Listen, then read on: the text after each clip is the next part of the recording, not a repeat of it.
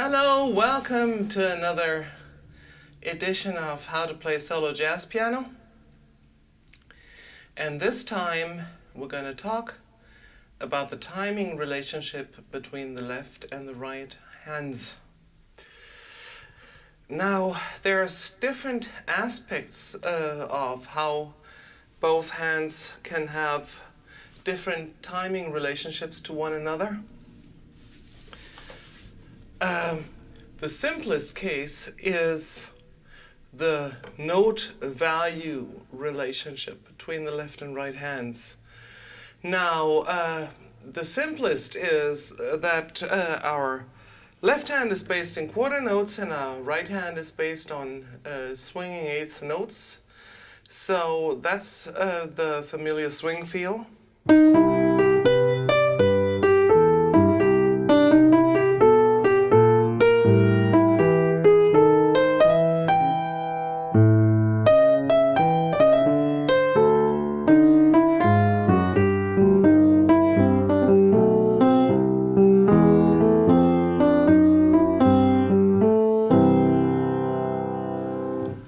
If we change the right hand to straight eighth notes, we arrive at a Latin type feel or a rock type feel, and that's also very useful in a lot of circumstances.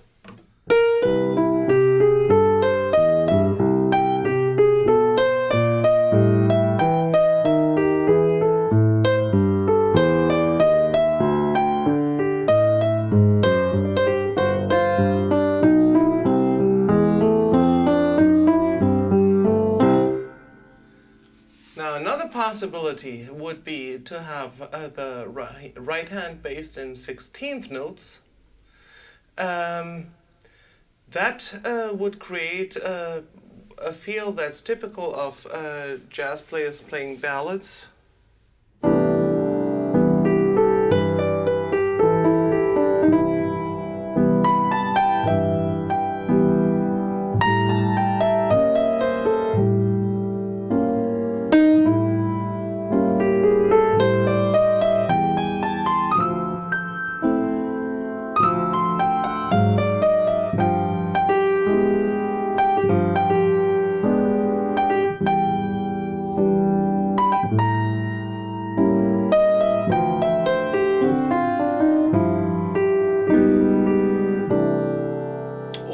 Also swing the 16ths and create a tacit double time feel in a ballad.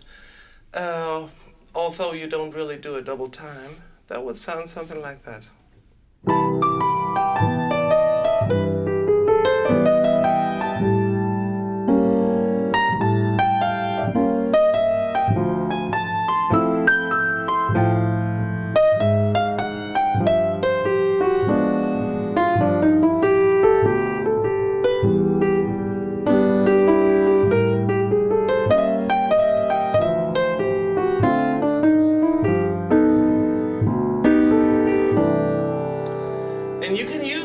Different feels to create timing shifts of feel in a song when you want contrasting sections. Like I'm going to try now and play the tune first with a 16th note feel. Then I go into the 16th triplet, and then go to the swing eighths by speeding up the left hand, putting it into double time, and lastly I'm going to go to the straight eighth notes. So this is going to sound like that.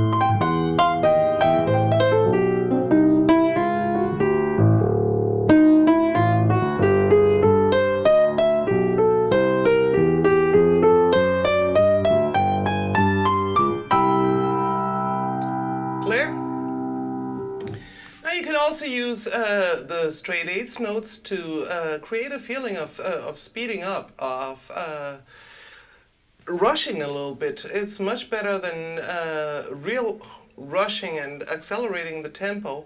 Keep the left hand stable and just go from swing eighth notes to a more straight feel. That would sound like that.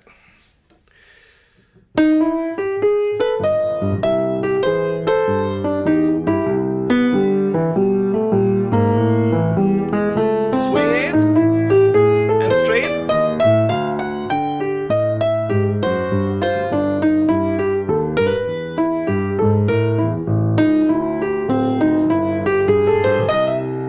Swing.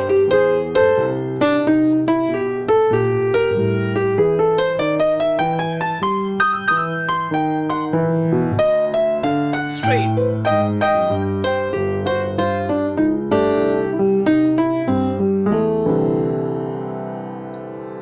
Now there's a lot of space between a purely swing feel and a purely straight feel.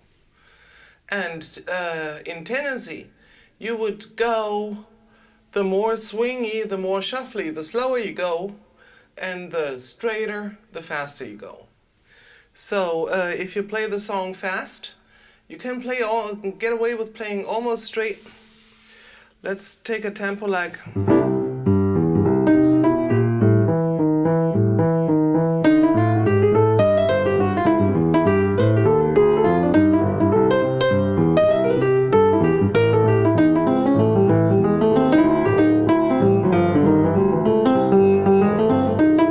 If I do the same thing slow, it would be very evident that I'm playing almost straight.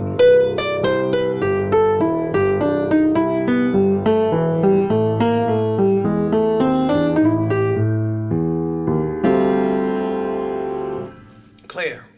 So, but you have to understand that those in-between feels that are not quite straight and not quite swinging were actually pretty commonplace in players from the 1920s like Walter Davis or Walter Rowland, old blues players. They sometimes played shuffles that are limping a little bit.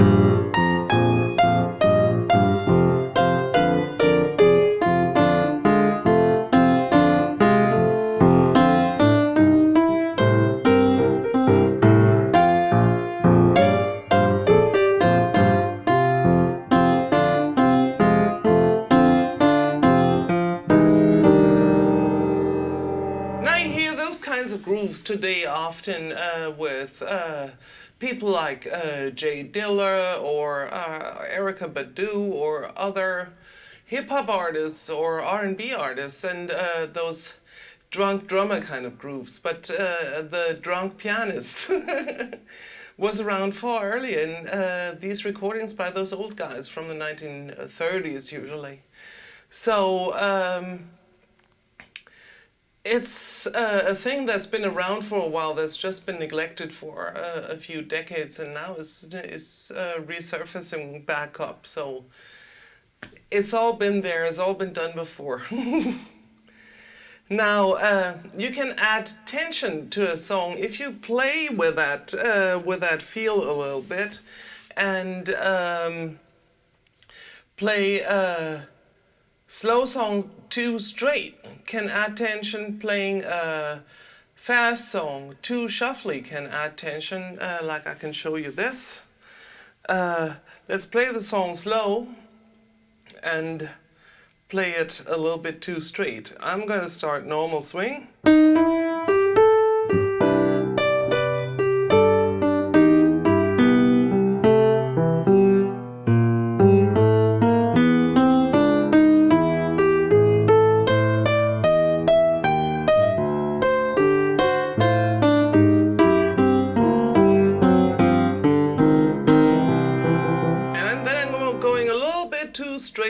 it to still be in a swing feel. And you immediately catch the ear of the listener that there's something going on that he or she needs to pay attention to.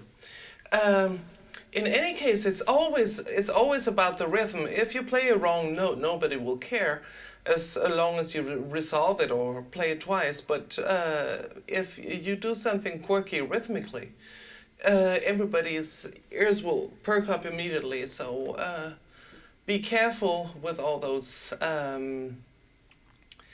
experiments and tricks. They're quite strong spices. So like garlic or chili powder, use them sparingly. So we want to play a fast song to shuffly. I'm going to take the song at like this pace.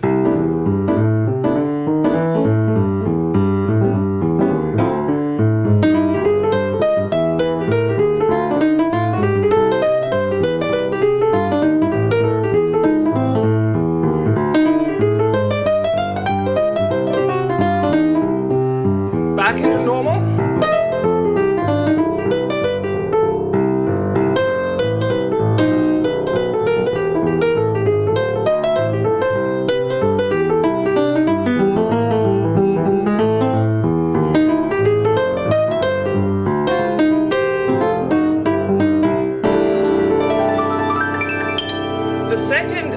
The second I deviate too much from the swing ratio that feels right at that given tempo, at that point you start creating tension and listeners start to pick up on it.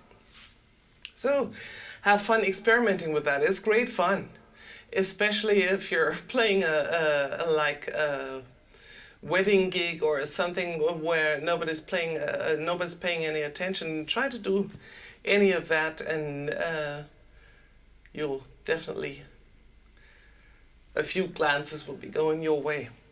Now there's another way that we can work with the time relatively from the to the left hand, and that's laying back the right hand.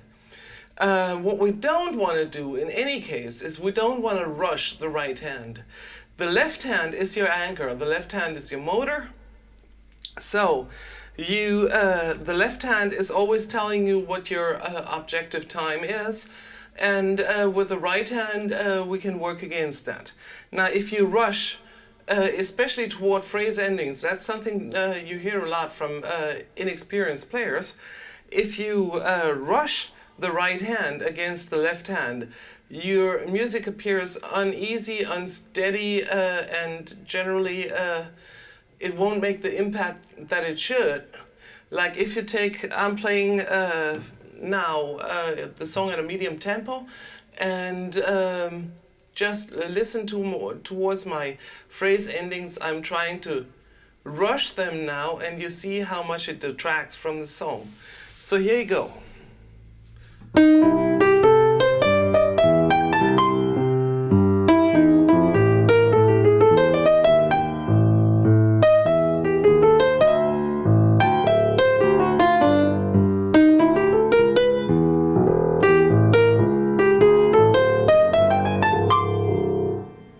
Of course, that's exaggerated now.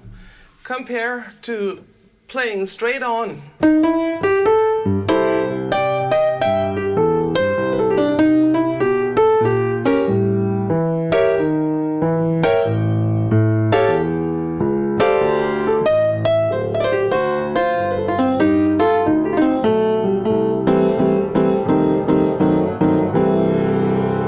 It's much more cohesive, it's much more down to earth, it's just there where you want it. So, if you want to trail slightly behind with the right hand, it gives you an effect of uncoupling the two hands ever so slightly, and it gives a very relaxed, in the pocket feel, although you're actually out of the pocket. Like you go on.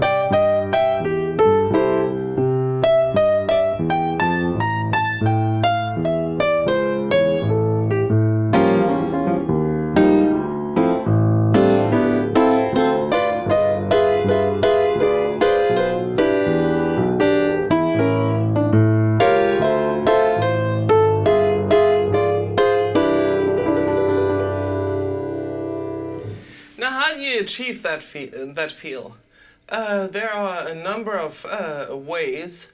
Either you can go from swing eighths to a little bit straighter eighths and try to drag them behind the beat. It's somehow easier the straighter the eighth notes get.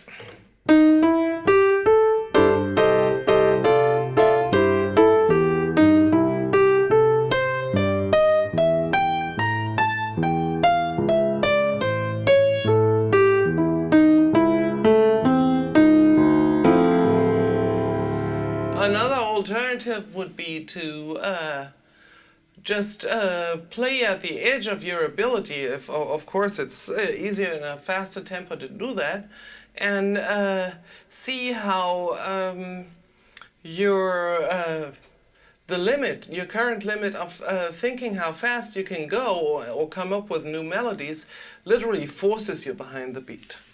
Like, let's take the song Fast.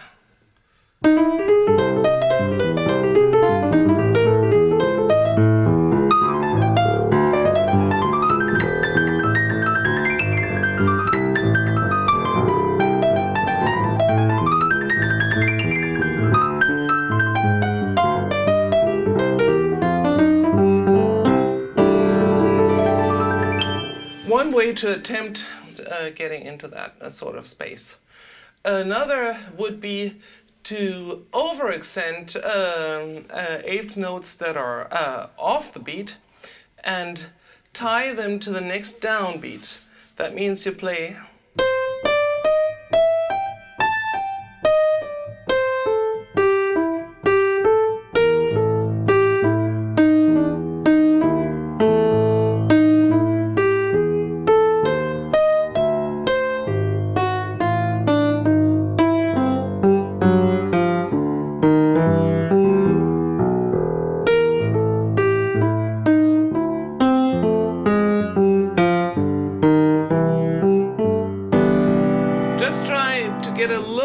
behind.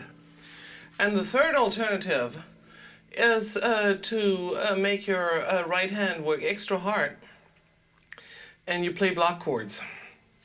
Melody and block chords, and automatically your right hand will have much more to do and be less nimble, and so you can get behind the beat more easily.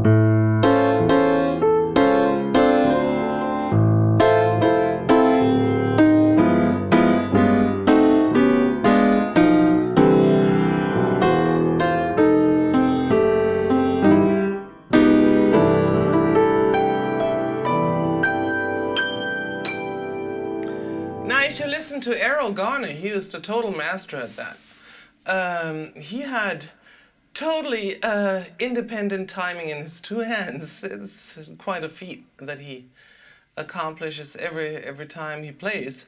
And so what he does is he sometimes plays block chord sections that are behind the beat that resemble a brass section, and then he answers with a solo line that's on the beat.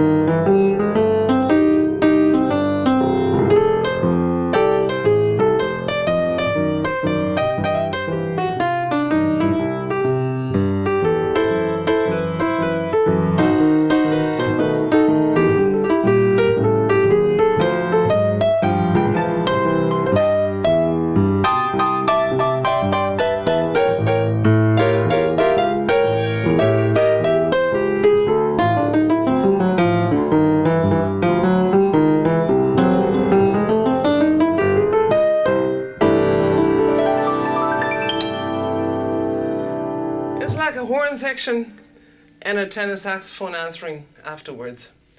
So that's the end of today's lesson. I would be very glad if you subscribe to my channel, or if we could stay in touch maybe by hooking up with me on my Facebook page, or if you could drop something in my virtual kitty over at paypal.com. Otherwise, I wish you happy practicing, lots of success. Leave me a note in the comment if there's any specific topic you want to hear about regarding jazz piano playing. And meanwhile, I say bye-bye, see you next week.